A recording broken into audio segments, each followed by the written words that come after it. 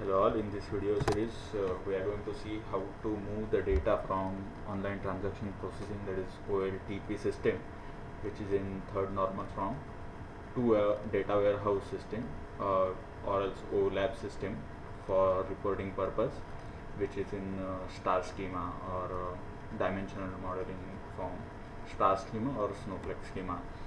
So basically we are going to divide this series in different videos.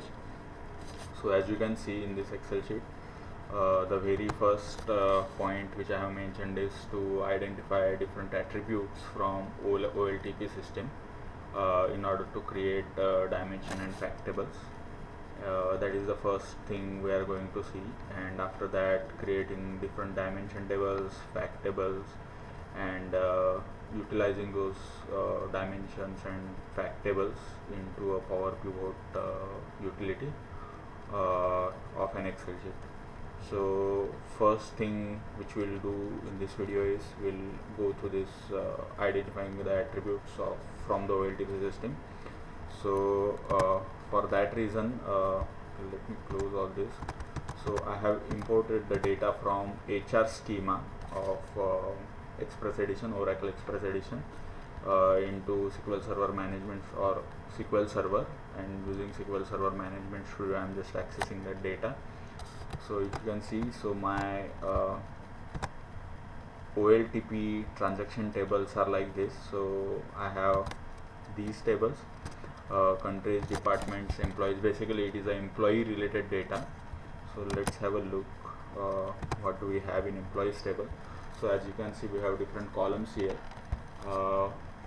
One thing I have to mention is since this is not an actual production system, I am trying to keep the complexity as minimum as possible. So the features which we encounter in data warehouse system, like incremental load or SCD2, those things I am not going to explain in this web series or in these videos which we will see.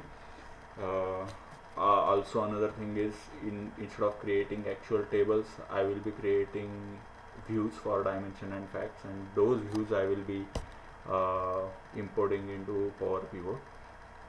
So let's try first creating with the first point, that is identifying attributes and defining dimension and facts. So out of all these 3NF tables, the OLTP tables, first let's see the employees table. So in employees table, if you can see, there is employee ID, first name, last name, emails. So when we are creating a data warehouse, we do not need to move or pull all the attributes from OLTP system to data warehouse.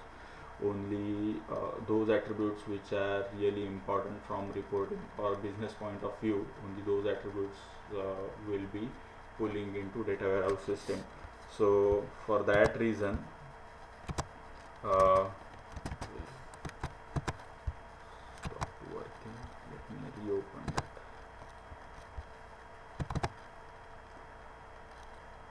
So as you can see, I have already mentioned what all dimensions and fact table I am going to create. So these are the dimensions I am going to create in this web series from our OLTP. So if you can see, so in address dimension, so let's look at our let's first check the employees dimension. So I have added first name, last name, email, phone number, and hire date, and this employee ID. So whatever ID you are seeing over here, which doesn't have a tab before it, all these IDs. So these IDs are nothing but the surrogate key. I mean, this ID and this ID is totally different. What I mean to say is, I'm not going to pull this ID into our data warehouse system while pulling the data. I'm going to just pull attributes which are really needed from business perspective, and these IDs I will be creating. Maybe you can use identity or sequence generator In this case I will be creating using row number. We will come to that part, like how we are going to recreate or create these IDs. So so this is the employee table first. So I will be pulling all these 5 attributes from employees table. After that, job. So if you look at job table, so I will be pulling just this all the 4 attributes: code, title, max salary, minimum salary. After that, the manager dimension. So if you look at the employees table, you will see there is a manager ID also available. So instead of using the same employee dimension, I will create a separate manager dimension. So basically I will be pulling only those records which are tagged as a manager. So it will not. So currently in employees table you will say there are 112 records. So maybe managers are less. So if you check distinct manager IDs, maybe it will be hardly 18 or 20. So manager actual manager dimension will have only those 20 records. After that, let's check the departments dimension. So if you look at the departments table over here, so there is a department ID, department name, manager ID and location ID. So if you look at our department dimension, it has department ID and the department name. So ideally this department ID is not needed, but still I have put. So if you omit this, it is fine. You really do not need this department ID. So the way I was telling, like there is a difference between this department ID and this department ID. So this department ID is actually the department ID value coming from your 3NF table, whereas this department ID is a surrogate key or auto-generated key for your data warehouse purpose.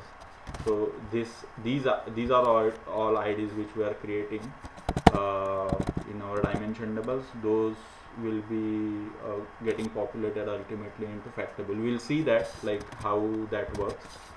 So we covered employees, job, manager, departments. Let's look at the address dimension.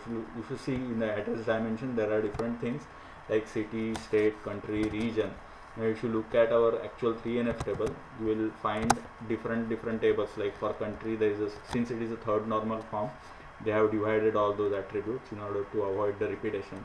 So countries, there is a location and regions. So in the case of data, when we are creating the data warehouse, one thing we have to notice, even though at 3NF there are separate tables, when it comes to data warehouse, we really do not bother about the 3NF or normalization.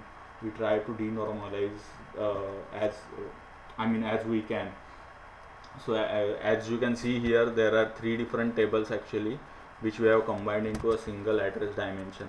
So all those things we have combined into a single table.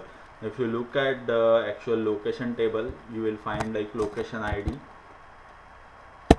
street address, postal code. So these things I have omitted. We really don't need. There hardly anyone will be doing any kind of reporting using the postal code. There may be some scenarios where you really need to have, but for this purpose I have omitted all these columns.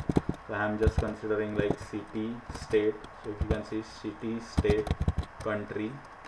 So and the country name is coming from the countries table. After that, region name is coming from the regions table. Okay, so these are after that this is historical job department interim dim and historical job dim. Now what these 2 tables, why I have kept these 2 tables separately is, if you look at the job history table, so now if you see, there is a many to many relationship between employees and their corresponding job ID or department. So it is possible to have employees moving from one department to another department or having a different job ID over a period of time, and that transactions they have maintained in this job history table. So there is a many to many relationship between employees and its corresponding departments and job ID. So we'll come to that. So how to handle, so there is a different scenarios where you will find difficult to handle those things, or from reporting side, like when it comes to power pivot, we'll see that, and for that same reason I have kept these dimensions separately. Now the last thing is, since we have covered all the dimensions, the last thing is the fact table. So the major difference between dimension and fact is, in fact table you will have all the key attributes of your dimension table and along with only the major attributes. So I mean, you can have other things as well, but for this demo purpose I have kept like that. So our fact table is very simple. So if you look at our employees table, so you will find major attributes like salary, commission, but I have not considered commission. Sometimes it is null, sometimes there are few values, so that's why I have ignored that commission attribute. I have considered only salary attribute. So as you can see in this employees table, the lowest granularity or lowest granularity of your employees table, lowest granularity is the employee ID. That means all the primary key is employee ID. Basically you can uniquely identify employees table or those records using employee ID. So I have kept the same granularity in our employee fact table as well, like employee ID will be unique in your fact table, and you will find, so all these basically IDs will get populated from your dimension tables, and salary will directly get populated from your staging table, you can say, or this employees table 3NF table. So this is what we are going to cover. So I have covered introduction, like what we are going to see in our first video.